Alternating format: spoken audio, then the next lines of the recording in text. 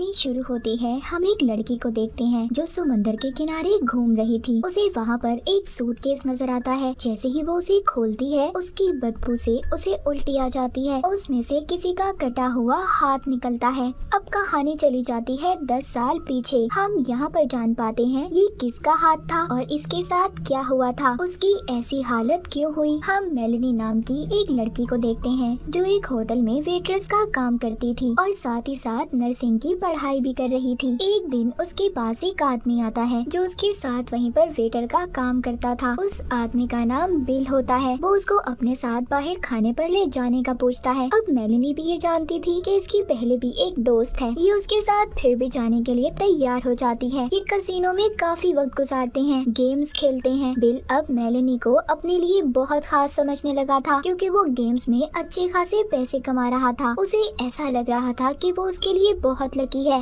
और अब आहिस्ता आहिस्ता मेलेनी को भी बिल से प्यार होने लगा था। जब इस बारे में वो अपनी दोस्त को बताती है तो वो कहती है बिल बिल्कुल अच्छा नहीं है, उसकी तो पहले भी शादी हो चुकी है और वो तो बस ऐसे ही हर किसी को अपनी बातों में लगाता है। Great, and we both know you don't know how to pick 'em. पर मेलेनी कुछ भी समझने के लिए तैयार नहीं थी। कहती है मैं उसे बदल दूंगी, मेरे प्यार से वो बदल जाएगा। अब इसी तरह वक्त तेजी से गुजरने लगा था। बिल और मेलेनी दोनों एक ही घर में रहने लगते हैं। पर तभी एक दिन एक औरत मेलेनी के पास आती है। ये कोई और नहीं बल्कि बिल की बीवी थी। वो उसे कहती है मेरा हस्बैंड बिल्कुल अच्छा इंसान नहीं है, वो ऐसे ही हर लड़की को अपने प्यार में फंसाकर उनके साथ धोखा करता है। पर मेलेनी उसकी कोई भी बात मानने के लिए तैयार नहीं थी। तभी उधर बिल भी आ जाता है। ये दोनों उस औरत को वहाँ से जाने का कहते हैं क्योंकि कुछ दिन के बाद ये दोनों शादी करने वाले थे। अब इसी तरह 5 साल गुजर जाते हैं जहाँ अब इन दोनों के 2 बच्चे थे। मेलेनी एक बहुत ही अच्छे हॉस्पिटल में नर्स और बिल यूनिवर्सिटी में टीचर था। दोनों की जिंदगी बहुत ही ज्यादा अच्छी जा रही थी। पर मेलेनी को अपना घर बदलना था, पर वो तो तब हो पाता जब दोनों के पास पैसे होते। बिल ने अपनी रूटीन को अभी भी नहीं छोड़ा था। वो अब भी कैसीनो में जाकर गेम्स खेलता था। उसने अभी भी एक लड़की को अपनी दोस्त बनाया हुआ था जिसका मेलेनी को बहुत जल्द पता चल जाता है कि वो उसे धोखा दे रहा है। उसके पास से उसे एक लड़की का नंबर भी मिलता है जिस पर उसका नाम भी लिखा हुआ था। अगले दिन जब वो अपने हॉस्पिटल में जाती है तो उस नाम की ही लड़की उसके पास अपना चेकअप करवाने आई थी और बातों ही बातों में ये उससे पूछ लेती है जिससे इसको पता चलता है कि ये बिल की ही यूनिवर्सिटी की है। ये सब तो सुनकर जैसे वो पागल सी हो गई थी कि इतना वक्त एक साथ गुजारने के बाद बिल अब भी उसको धोखा दे रहा था। ये रात को बिल का पीछा भी करती है और अपनी आंखों से उसे देख लेती है उस लड़की के साथ। मगर ये अब भी बिल को कुछ नहीं कहती क्योंकि ये अपने बच्चों की वजह से चुप थी। ये अपने बच्चों की वजह से ही बिल को छोड़ना नहीं चाहती थी क्योंकि ये जानती थी कि इन सब चीजों का असर उसके बच्चों पर होगा। वो अपने हस्बैंड के बार बार झूठ बोलने पर तंग आ चुकी थी, रोज रात देर तक उसका इंतजार करना। पर अब वो ये फैसला करती है कि अगर बिल उसको धोखा दे सकता है तो वो क्यों नहीं। वो हॉस्पिटल में डॉक्टर से दोस्ती कर लेती है और वो सिर्फ ऐसा इसलिए करती है ताकि उसको ज़हनी सुकून मिल सके क्योंकि वो बिल की वजह से बहुत ज्यादा परेशान हो चुकी थी। पर इस बारे में बिल को तो कुछ पता नहीं था। वो कैसीनो की गेम्स के चक्कर में इतना पागल हो गया था, वो गुंडों से पैसे उधार लेकर खेलने जाता था इस उम्मीद के साथ कि वो कभी न कभी सारा पैसा जीत लेगा। पर ऐसा कभी नहीं होता। उस पर इतना ज्यादा कर्ज हो चुका था कि वो अपने बच्चों की फीस तक जमा नहीं करवाता था। वो पैसे तक वो कैसीनो में लगा देता था। वो हफ्तों हफ्तों तक गायब रहता था और जब मेलेनी उसको फोन करती तो वो उसका फोन तक नहीं उठाता था। उनका रिश्ता बस टूटने ही वाला था। पर वो बिल को डाइवोर्स देना नहीं चाहती थी क्योंकि बचपन में भी उसके साथ ये सब हुआ था। उसके डैड की मौत के बाद उसकी मॉम ने दूसरी शादी कर ली थी पर उसको वैसा प्यार नहीं मिल सका जैसा उसे उसके सगे डैड से मिलता और यही सब वो अपने बच्चों के साथ होने देना नहीं चाहती थी। अब इसी तरह देखते देखते 4 साल और गुजर जाते हैं। उनको उनका दूसरा घर भी अब मिलने वाला था पर ऐसा कैसे हो पाता। उसके लिए तो इन्हें पैसे चाहिए थे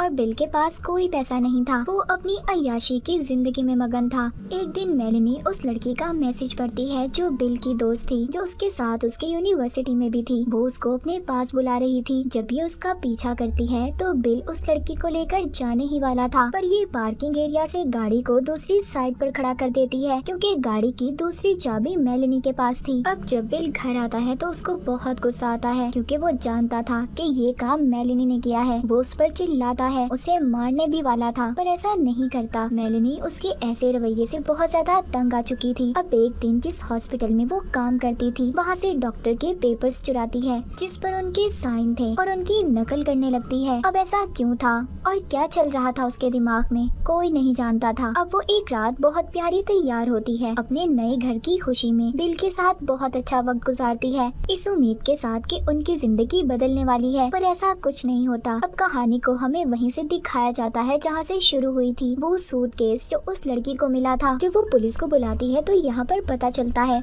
इससे पहले भी पुलिस को ऐसे ही 2 सूटकेस मिले थे जिनमें एक ही इंसान के अलग अलग जिस्म के हिस्से मौजूद थे। अब आखिरी सूटकेस में बिल का जब सर मिलता है तो पुलिस को पता चल जाता है कि ये बिल की लाश थी। जी हाँ, उस सूटकेस में बिल की लाश थी, वो मर चुका था। पुलिस अब मेलेनी के पास जाती है जो अपने मॉम डैड के घर पर रह रही थी। जब इसको पता चलता है कि बिल मर चुका है और वो भी इतने बुरे तरीके से किसी ने मार दिया तो वो तो जैसी पागल सी हो जाती है। अब जब पुलिस इस केस की छानबीन करती है जिसके बाद कुछ अलग बातें सामने आती हैं। कुछ वक्त पहले इनकी जिंदगी में क्या हुआ था मेलेनी पुलिस को बताती है। कहती है हम लोग नया घर लेने वाले थे जिस पर बिल बिल्कुल खुश नहीं था। हम दोनों में झगड़ा भी हुआ, उसने मुझ पर हाथ भी उठाया जिसके बाद अपना सामान पैक करके घर से चला गया। वो बताती है मुझे ऐसा लगा हमेशा की तरह अपनी किसी दोस्त के पास गया होगा। मैं उस आदमी के साथ नहीं रहना चाहती थी इसीलिए मैंने उससे अलग होने का फैसला किया। पुलिस को ये सब बातें बताने के बाद मेलेनी डॉक्टर के पास आती है।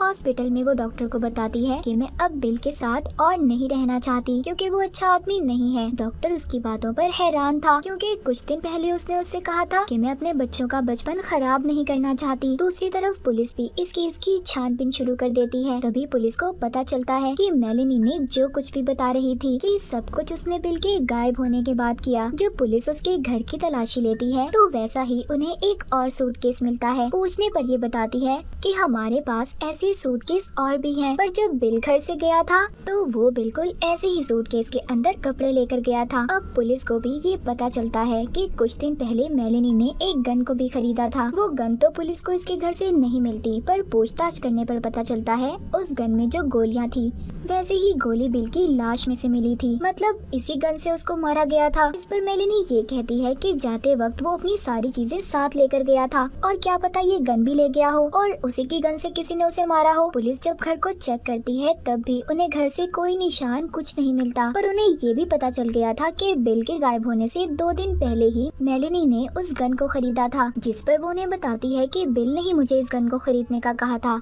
जब पुलिस को बिल की गुमशुदा गाड़ी मिलती है जिसमें उसके खून के निशान थे, मेलेनी पुलिस को ये कहती है कि हो सकता है किसी गुंडे ने बिल को मार दिया हो। वो अक्सर पैसे उधार लेता था पर पुलिस को ऐसा नहीं लगता। वो कहते हैं कि पैसों के पीछे कोई किसी को इतनी बेरहमी से क्यों मारेगा, और फिर लाश को भी तो छुपाने की कोशिश की गई है। ये किसी ऐसे इंसान का काम है जो बिल से बहुत ज्यादा नफरत करता था और उसके दिल में उसके लिए बेइंतहा गुस्सा था।